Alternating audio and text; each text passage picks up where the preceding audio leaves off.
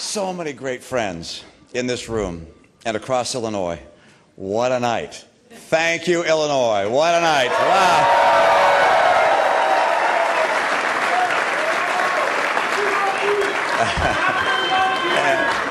And of course, I'd like to congratulate my fellow candidates on a hard-fought contest here. I'd like to thank in particular the volunteers and our friends across the state and frankly in other states who've been working hard. I appreciate their unwavering support through good times and bad. And tonight we thank the people of Illinois for their vote and for this extraordinary victory. Thank you so much.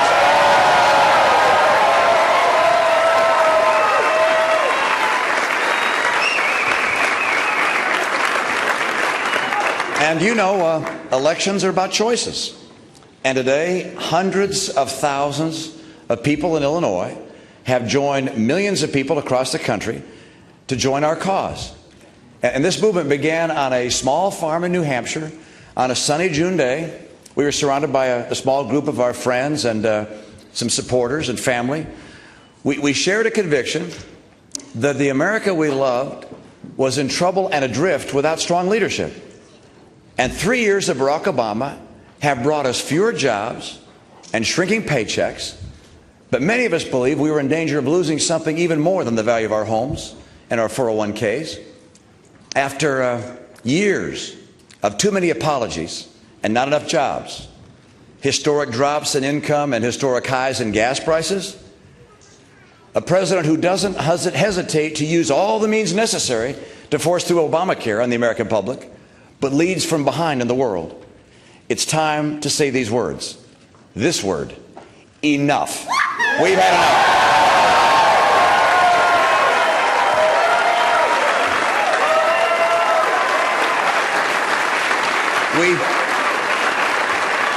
We know our future. We know our future is brighter than these troubled times. We still believe in America, and we deserve a president who believes in us, and I believe in the American people.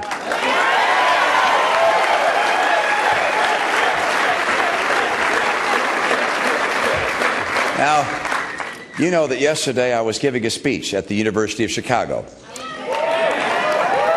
Not very far from here, not very far from where Professor Barack Obama taught law. It was a speech on economic freedom. And as I was writing the speech, I thought to my lifetime of experiences. I've had a lot of opportunity to learn about the unique genius of America's free enterprise system. It started, of course, with my dad. He didn't graduate from college, and he would tell me about his dad, who was a contractor. And you know about construction, up and down years. He never quite made it, but he never gave up and raised great kids. Later, I helped start companies, and those began with just an idea, and somehow they made it through the difficult times and were able to create a good return for investors and thousands of jobs. And those jobs helped families buy their first homes. Those jobs put kids through school. Those jobs help people live better lives, dream a little bigger. For 25 years, I lived and breathed business and the economy and jobs. I had successes and failures. But each step of the way, I learned a little bit more about what it is that makes our American system so powerful. You can't learn that teaching constitutional law at the University of Chicago, all right?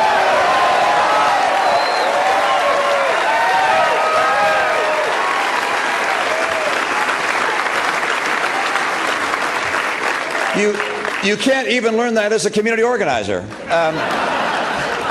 The simple truth is that this president doesn't understand the genius of America's economy or the secret of the American economic success story.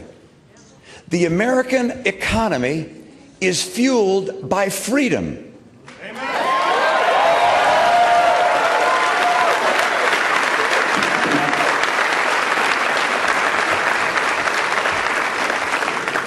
The history of the world has shown that economic freedom is the only force that has consistently lifted people out of poverty.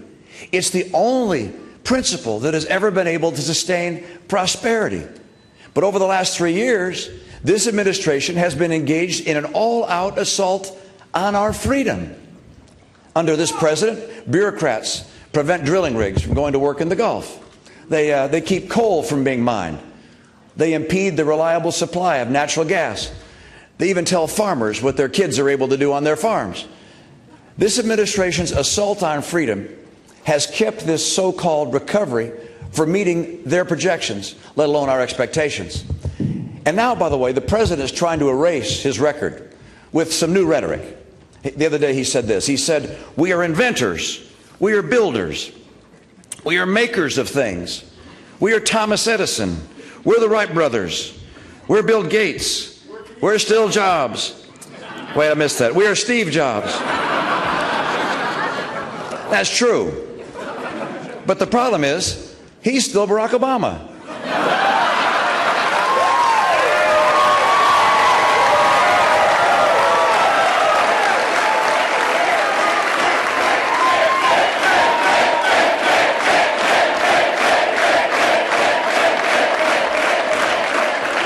And you see, under Barack Obama, those pioneers he mentioned would have faced a very difficult time trying to innovate and invent and invest and create and build jobs.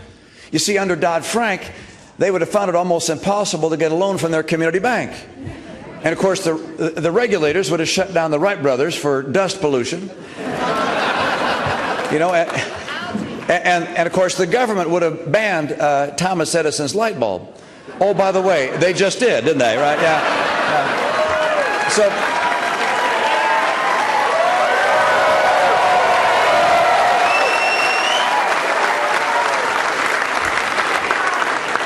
now you know that the real cost of these misguided policies, these attacks on economic freedom, this intrusion of the government into our freedom, the cost of that are the ideas that are not pursued, and the dreams that aren't realized, and therefore all the little businesses that don't get started, and the tens of thousands and hundreds of thousands of workers who don't get hired. For centuries, the American dream has meant the opportunity to build something new. Some of America's greatest success stories are people who started out with nothing but a good idea and a corner in their garage. But too often today, Americans who want to start a business or launch a new venture, they don't see promise and opportunity. They see government standing in the way. And I'm going to change that. We're going to get government out of the way.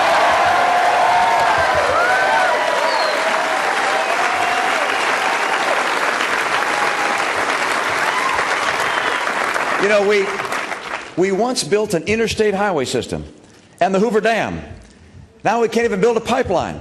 I mean, we once led the world in manufacturing, in exports, investment. Today we lead the world in lawsuits. You know, when we replace a law professor with a conservative businessman as president, that's going to end.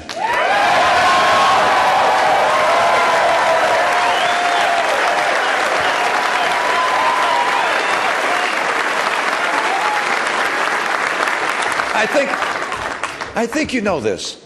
Every great innovation, every world-changing business breakthrough begins with a dream. And nothing is more fragile than a dream. The genius of America is that we nurture those dreams and the dreamers. We honor them. And yes, we reward them. That's part of what's uniquely brilliant about America. But day by day, job-killing regulation by job-killing regulation, bureaucrat by bureaucrat, this president is crushing the dream and the dreamers, and I will make sure that finally ends.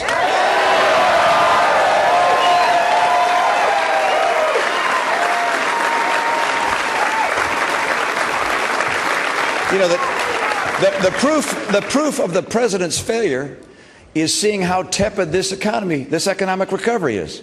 I mean, this administration thinks that the economy is struggling because the stimulus wasn't large enough.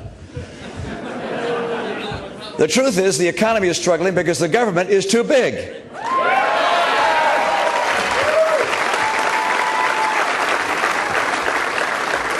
You and I know something the president still hasn't learned.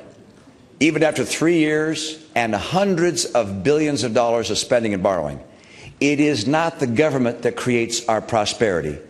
The prosperity of America is the product of free markets and free people, and they must be protected and nurtured.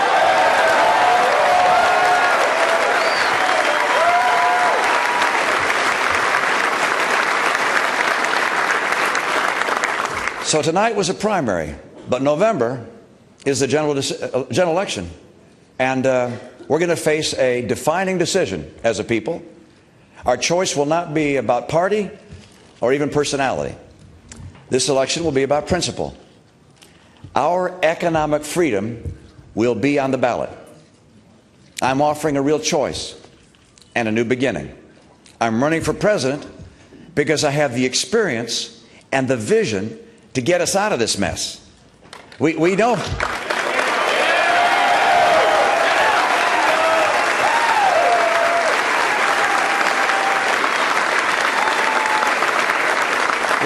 Look, we know what Barack Obama's vision is. We've been living it these last 3 years. My vision is very, very, very different than what his is. You see, I see an America where the prospects for our children will be better than even those that we've enjoyed during our lives. Where the pursuit of success by all of us will unite us, not divide us. When a government finally understands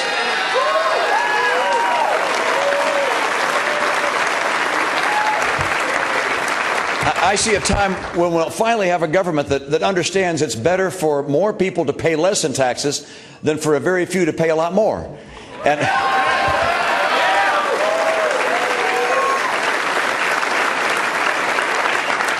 I see an America where the values we pass on to our children are greater than the debts we leave them.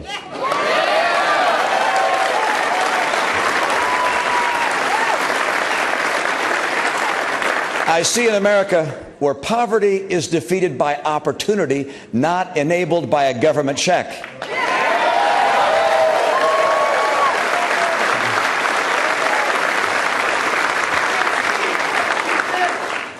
I see an America that is humbled. Excuse me. I see an America that is humble, but it is never humbled, that leads, but is never led. I see an America that is so unquestionably strong that no one in the world would ever think of testing the might of our military.